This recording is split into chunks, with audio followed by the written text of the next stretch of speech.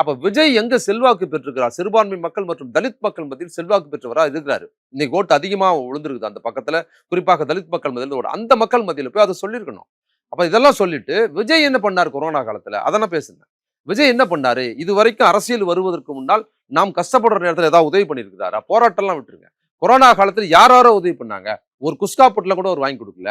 அப்ப கூட அவர் என்ன பண்ணாரு? தன்னோட மாஸ்டர்னு ஒரு படத்தை ரிலீஸ் பண்ணி, அந்த படத்தை வந்து கொரோனா காலத்துல ஃபுல்லா டிக்கெட் வைக்கணும்னு தான் போராட்டம் நடத்தி, அப்பவும் கஷ்டப்படுற ரசிகர்கள் இருந்து ரூ. 1000 கொள்ளடிச்சாரு. டிக்கெட் காசு கூட வச்சு தான் வாங்கினாருங்கிற இந்த அப்ரோச் இருந்திருந்தா மக்கள் யோசிப்பார்கள். நான் பேசியிருக்கிறேன். இது இல்ல. இன்னைக்கு உதயநிதி பேசினார் பாத்தீங்களா? இதுதான் கண்டென்ட். இந்த கண்டென்ட் தான் தேர்தல் பிரச்சாரமா இருந்திருக்கணும். அப்படி இருந்திருந்தா திமுக இன்னும் கூடுதல் சீட்டு ஜெயிச்சிருக்கும். மக்கள் அப்படிலாம் கைவிட மக்கள் நான் சொல்றேன், இந்த ஆட்சிக்கு எதிரான கண்ணோட்டமாக மக்கள் ஓட்டு போடல.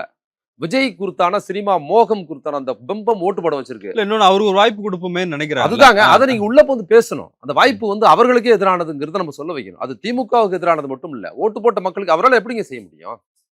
இப்போ ஒவ்வொரு பட்ஜெட்ல இப்ப திமுக அரசு ரூ. 1000 கொடுக்குது. காலை உணவு திட்டம் கொடுக்குது. கட்டணமில்லா பேருந்து கொடுக்குது. இன்னும் பல்வேறு திட்டங்கள் அரசு பள்ளியில வந்து படிக்கிறவங்களுக்கு ரூ. 1000 கொடுக்குது. பெண்களுக்கு, ஆண்களுக்கு கொடுக்குது. இவ்வளவு விஷயம் இல்ல. இதுக்கே ஒவ்வொரு பட்ஜெட்டுக்கும் 4.5 லட்சம் கோடிக்கு மேல தேவைப்படுது. இதுக்கே கஷ்டப்பட்டு தான் பண்ணுது. இப்ப விஜய் சொல்லுகிற விஷயம் 2500 1000 2500 தமிழ்நாடு முழுக்க பெண்களுக்கு இலவசம். அப்புறம் ரூ. 4000 வேலை இல்லா பட்டதாரிகளுக்கு ரூ. 4000 6 கேஸ் எல்லாம் சொல்லியிருக்கிறாருன்னா ஏறக்குறைய 10 லட்சம் கோடி வரைக்கும் தேவைப்படுது. எங்க இருந்து கொடுப்பாரு? நான் என்ன சொல்றேன், இதையே அவரால் கொடுக்க முடியாது. இதை கொடுப்பதற்கு போன ஆட்சியில் தளபதி ஸ்டாலின் தலைமையிலான ஆட்சி வந்து எவ்வளவு மெனக்கட்டாங்க, எவ்வளவு கஷ்டப்பட்டாங்க. இல்ல இப்பவே சில உழைக்கும் மக்கள், எளிய மக்கள் அவங்களாம் இன்ஸ்டாகிராம்ல பேசுறாங்க இல்லையா? அவங்களாம் கஷ்டப்படுற மக்கள் தான். ஆமாமா. அவங்க வந்து பேசும்போது, அண்ணா நீங்க 5 வருஷம் ஆட்சி பண்ணா போதும். மத்தபடி இந்த 2500 கேஸ் சிலிண்டர்லாம் வேணாம். அத பாத்துக்கிறோம். அதுதாங்க. அவரால் பண்ண முடியாது. எலெக்ஷனுக்கு முன்னால என்ன பொய்யை சொன்னாரோ அதே பொய்யை எலெக்ஷனுக்கு பிற்பாடு முதலமைச்சராகவும் சொல்லுவாரு. அதனாலதான் அவரோட துவக்க உரையிலேயே இதெல்லாம் பண்றதுக்கு கஜானா காலி அப்படிங்கிறார்.